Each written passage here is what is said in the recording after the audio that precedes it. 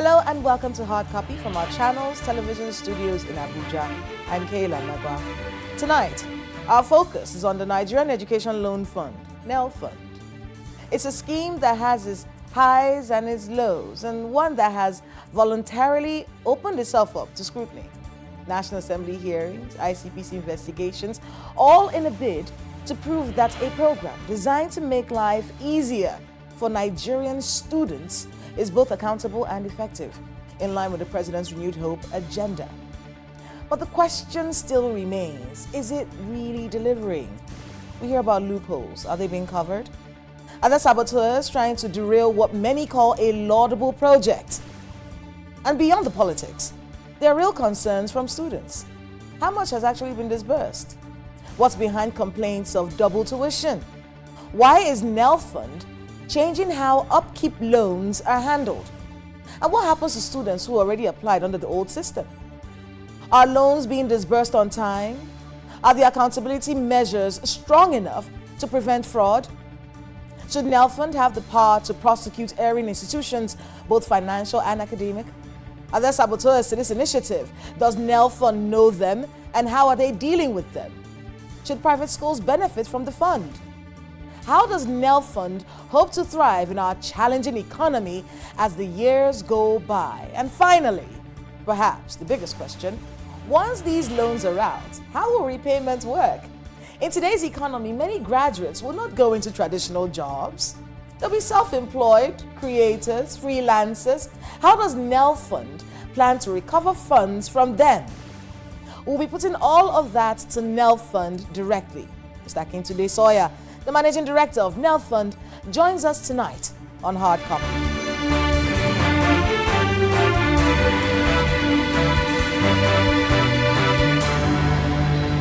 Mr. Akintunde Sawyer, welcome to Hard Copy. Thank you. Good evening, Kayla. It's great to be here. All right, so let's start off with the biggest news, or at least the most recent news from NELFUND, these Upkeep loans. So if I understand it, you've changed the way this is supposed to be done. We're no more doing it's going to be per session. And so when you're on holidays, you don't get the Upkeep loans. Maybe explain it a little better for us to understand. Okay. So, in our first year of operation, which we're pretty much in, we're a little bit over, what we did was that we opened up the opportunity for people to apply for these loans. And the commitment from NELFUND is that we would pay 100% of the institutional fees to the institutions on behalf of the students, okay, or the applicants, who are students in all cases. We also said that they could apply for the Upkeep, which in real terms is 20,000 naira a month for the maximum period of one session, which is the maximum period of a year. Mm-hmm. However, what has happened is that we've had students who have applied mid-session. We ourselves started the program midway through the year. We've had students who have applied after that, who've applied mid-session. And what has happened is, let me give you an example. A student applies for the Upkeep loan, which is contingent on the institutional loan being applied for, by the way. They then have, say, 3 months left to the end of the session. We can pay those 3 months, but what happens is that as soon as the session closes and they apply for the next session, they then become, we approve, eligible for Upkeep for the next session. Mm-hmm. If we carry on paying this 20,000 throughout the calendar year per month, what happens is that there'll be a doubling up. So people will be collecting Upkeep loans all the way through for the rest of the calendar year, even though they've applied for a new session, and they'll be receiving Upkeep for the new session. That does two things. One, it imposes an unnecessary burden on the students because they're now getting double paid. And of course, for us as NELFUND, it's difficult to explain why a particular student is being rewarded, if they see it as a reward, for applying late. So we will not be paying Upkeep loans to one student who had applied mid-session or late in the previous session and has now applied for the new session, because that's what it would amount to, us paying 20,000 naira for 2023-2024, 20,000 naira a month for 2024-2025. There'd be a doubling up of the payments, and it just would not, it would become a terrible nightmare in the long term. So we have made the decision through our new guidelines to stop paying upkeep once you've applied and have been approved for receiving the new sessions. So two questions that students have been asking. What happens to those who've already applied? And then this is contingent on schools uploading their calendar on time, you know, and being precise with those calendars.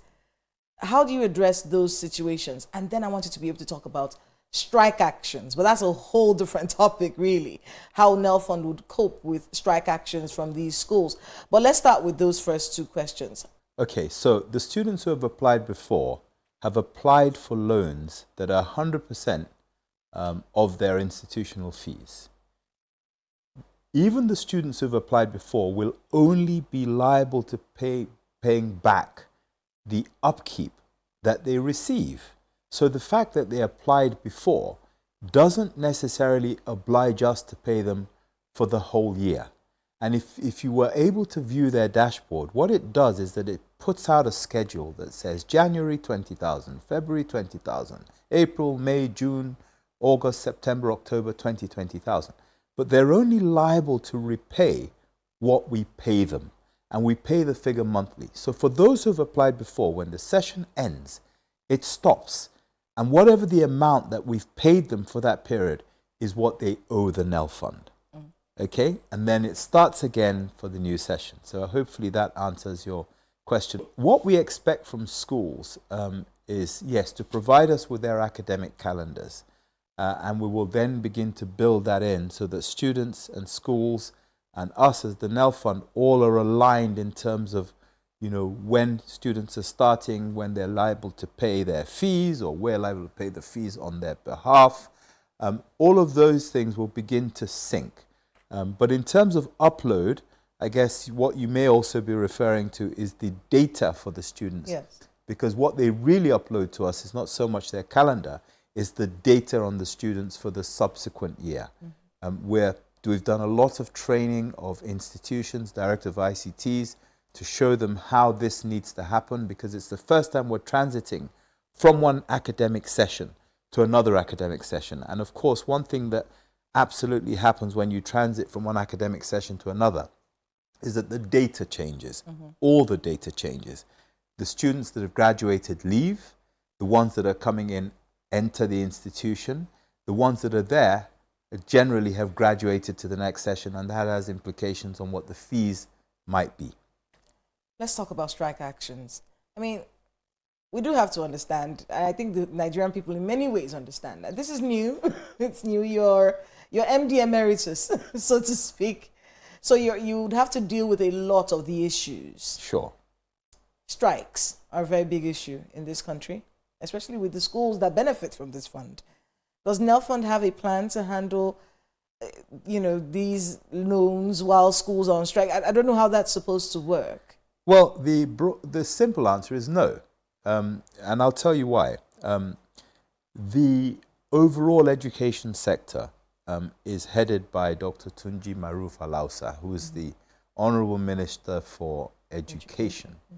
And I guess his responsibility is to make sure that the entire sector works properly. And I think from some of the things that we've seen, some of the initiatives that he has come out with, it's clear that there's a lot going on in terms of addressing some of the issues that lead to strikes. So we want to be very clear. Our role is to provide loans to students who are going to institutions, universities, polytechnics, colleges of education owned by either the federal or state governments, and to ensure that those students are in school and are not prevented from getting an education simply because they don't have enough money. They now have the option to come to NELFUND. However, if they're prevented from going to those institutions for other reasons such as strikes, that really doesn't sit in our purview. And the whole essence of collective governance or collective government is that everybody's got a responsibility for something. Is there a pause if there's a strike? Because we do have to think about that. I know it's not something you can, it's not something that NELFUND is in charge of. But if you're giving funding monthly, and there's a strike action in the school, does the funding stop? absolutely has to stop, because if the strike action lasts for 3 months or 3 years, we cannot continue to fund, a non-value position for an extended or an indefinite period of time, which is an education. We don't fund, periods of, force majeure or strikes. So we don't fund those periods. It's not in the best interest of the students for us to be funding them when they're not getting the education. It's not in their best interest, because this is a loan after all. There are some people, well, it's mixed out there really, the conversation about private schools. Some people say, oh, well, if your parents can afford to take you to a private school, then you don't need a student loan. We know that's not the case around the world. There are many people in private schools who need government assistance. So talk to us a little bit about that conversation. The law that set this up says that we can only fund student loans for students going to tertiary institutions owned by either the federal government or a subnational. I know from conversations with the president that he would very much like this to actually be extended into the private school sector. However, for a number of reasons, it's best to sort of look at that carefully. One, because of the availability of funds. We don't have an infinite amount of funds. So we've got to manage this in a way that ensures that everyone's covered, at least for now. On the private sector side, these are generally set up as businesses, and they only run if they're viable. And, fortunately, most of the privately owned institutions in this country have been viable. Most of them have survived. We must support them, though. We must think about them in the long term, because, everywhere you go in the world, you do have this mix of publicly owned institutions, privately owned institutions coming together to develop the nation. The amount of scrutiny required to ensure that it's new for us in Nigeria, to make sure that it actually delivers, is one that we were really worried about. And really kudos to your office for being open to scrutiny. So there was scrutiny from the ICPC. It had to do with double payments. And then at some point it became clear, at least from further conversations, it became clear that, look, it wasn't NELFUND that was the issue. It did feel like some of these institutions were making deductions. Those were conversations that were being had, withholding funds from the students at that point. Just to give us an update, because ICPC at the time said they were going to move their investigations from NELFUND to the institutions and the students themselves. Could you give us an update on that? Students apply for loans. We pay the loans eventually. When I say eventually, it's not an instant activity. It's not an instant loan that we're providing. By the time we've paid the loans, sometimes the students have missed a deadline or might be under the threat of missing a deadline to register for courses, to register in the institution, to register to sit exams. So some of those students were forced to make payments to the institution of monies that they'd already applied to the NELFUND to get. When we eventually completed our process and made the funds available to the institution on behalf of the student, it meant the institution had a double payment. The student had paid, we had paid on behalf of the student. We then get into new territory, refund territory. Who's going to refund the student? They've taken a loan from us. We're not going to refund the student because they've voluntarily taken a loan. And the school is supposed to refund. So the school is supposed to refund. Now, I'll tell you, some of the schools refunded very quickly. Others weren't as quick. It's important to remember that the schools are not in the business of providing refunds to students generally. Refunds are relatively complex. You have to get the student's account number and account details, and then you have to remit, having checked, to that student. In some cases, this was very complicated. It's new territory for the institutions themselves, making those remittances or those refunds back to the students. So, and then in other cases, or in most cases, when you're making a refund or you're remitting money to a second party or to a counterparty, anywhere, whether it's you to me, me to the cameraman, wherever we're doing that sort of activity, the banks will levy a charge.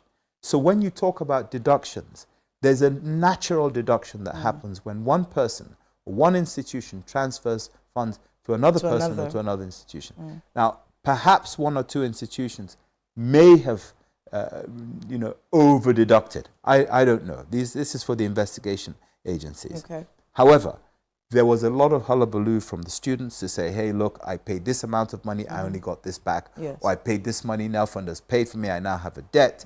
I haven't received my refund. Quite normal, quite proper for students to complain. And the investigation agencies or investigative agencies went in to ask questions quite properly. As long as everyone's transparent, you answer the question, everybody's fine. So let's talk about refunding the money. Well, paying back the loans.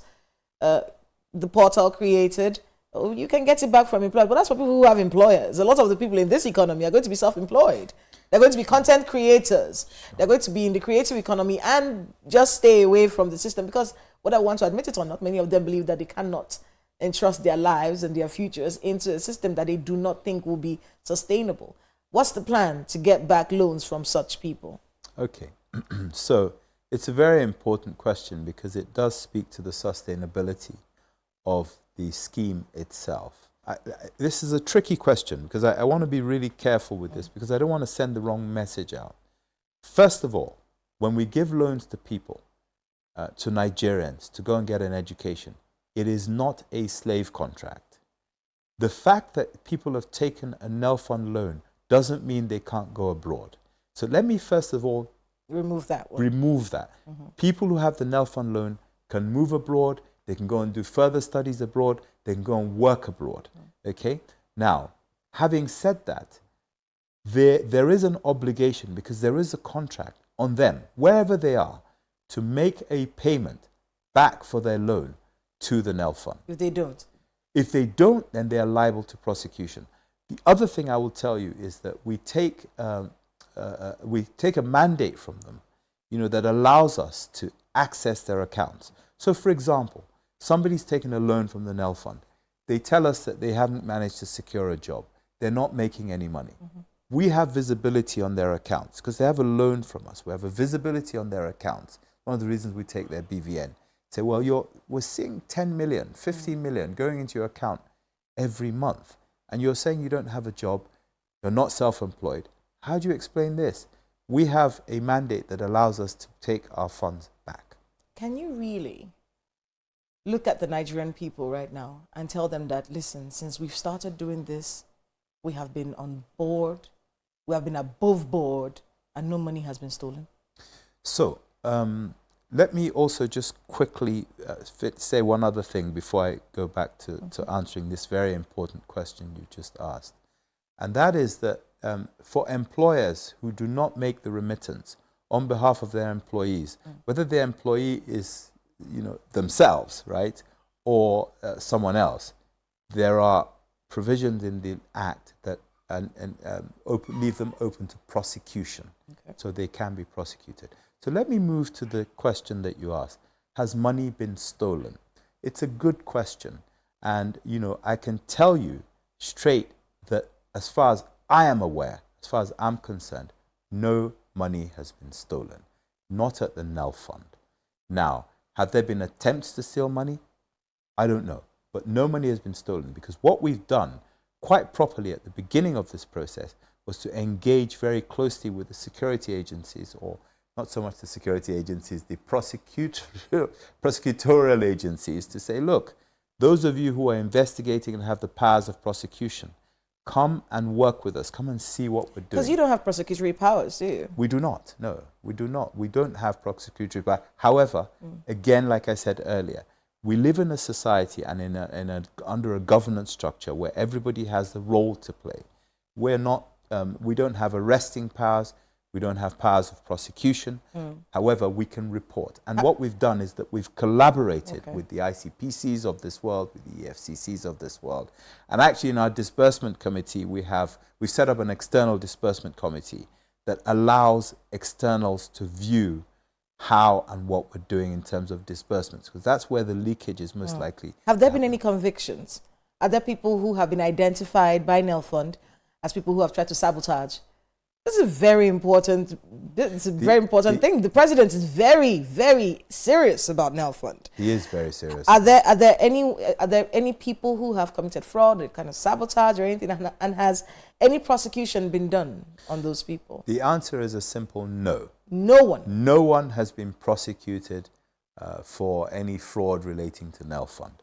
Of course, there are ongoing investigations. And, you know, maybe I will eat my words at the end of today. But as of this moment, Kayla, nobody has been prosecuted. Nobody has been charged. But there are schools being investigated, institutions being... Well, I imagine that there are schools being investigated, and we are also being investigated, quite rightly, whether we know the nature of the investigation or not. You know, sometimes when investigators are investigating, they don't come and say, I'm investigating you. They just investigate you. And when they find something, they come and say, oh, we've been investigating you, we found this. So that may be going on, and it's very welcome because, you know, we are trying to protect public funds here. And in doing so, we're trying to protect the future of this country that we all have to live in. So let's talk about that future. You are MD Emeritus. It is a heavy burden. My titles grow day by day. Emeritus. Yes, MD Emeritus. Yes, yes. If this fails. If what would this you take? fails. Yes, if NELFUND fails, what would you take responsibility for? That's a really, really beautiful question. My responsibility as the Chief Accounting Officer of NELFUND is to ensure that we meet the mandate given by the law to provide students with loans that help them to complete their education or to even start their education. Okay? The overall success of this is going to require the collective efforts of many people and many institutions beyond me. We have, as we just talked about, the investigation agencies. We partner with the institutions. We are we're supervised by the Ministry of Education. There are many government agencies doing many other complementary things that should help the overall process succeed. We do not live in isolation. We cannot work in isolation. Cannot be in a silo.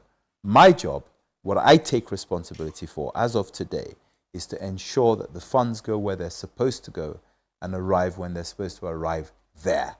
Beyond that, it's pretty difficult because I don't have the powers to punish. I don't have the powers to arrest. I don't have the powers necessarily to, you know, even change some of the parameters that we're constrained by. So my job is to ensure that I put a foundation in place here so that the people who come after me have something solid to walk on and something really solid to work with. Do you think NELFUND will stand the test of Nigeria's economy? Right now you're disbursing loans at 500,000, I think, a year. Sorry. How much do the students get? How much are they eligible for? So they're eligible for 100% of their institutional charges, whatever that might be. Yes. And then they get 20,000 naira per month for as long as they're in What's the highest someone in a federal university can get as a loan in a year? Today it's looking at about 500,000 naira. So that's why I said 500,000. Yes, I get your so question. So with the economy and prices going up, fears of inflation, we're trying to survive this balancing act with our economy. Do you think that maybe in 10 years' time you may have to review this amount? I think 10 years is too far away. I don't think we're going to be reviewing it in 10 years' time. Look, unfortunately, you know, inflation is moving faster than we would like, okay? And it's governed by a number of things, both within and external to this country. I imagine that we'll be needing to review some of these things well before 10 years' time. I think we need to keep a very close eye on the cost of living today vis-a-vis what it might look like literally almost tomorrow, not a decade from now. And we will make decisions there and fine-tune this to ensure that there's enough funding to cover. So NELFUND will tweak its figures depending on what we're dealing with inflation-wise as a country? We absolutely have to look at the cost of living. We absolutely have to look at the cost of education. By the way, the cost of living in some parts of Nigeria is much lower than the cost of living in other parts of Nigeria. We have to be an intelligent animal in this organization. We can't be setting parameters and then ignoring what's going on in the rest of the country or in the rest of the world. You know, we have to be competitive. And being competitive means you have to be nimble, you have to be agile, you have to be strong, you have to be thoughtful, and you have to be deep when you make decisions. What I will tell you is that His Excellency, the President of the Federal Republic of Nigeria, Asiwaju President Bola Ahmed Tinubu, GCFR, has put all of his political weight behind this. And to your question, what are we responsible for? Look, you can have a job, you can have a title, you can have a big office, you can even have a big car. You can have all of those things. But we're put here by the politicians who make promises to the people. And the president has made a promise to the people, and he's backed that up in this agency to the hilt. So we are very comfortable here knowing that he's going to support this to make sure that it takes off. It's a legacy project. It goes beyond the election cycles that we're talking about. It's a very brave initiative because the real fruits of this won't be seen until long after most of us have gone. And thank you so much, Mr. Akintunde Sawyer, for being with us on Hard Copy and providing all these explanations. We know we'll have to have you here often as you bring out more rules and regulations and tweak things as we go along. But thank you so much for making out the time to be with us on Hard Copy. Thank you for having me here tonight, Kayla. And I'd love to come back again. Maybe we can talk about things that have changed and even some of the things we've talked about today. We will. Moved on. Thank you. That's Hard Copy this week. I'm Kayla Megwa. Good night.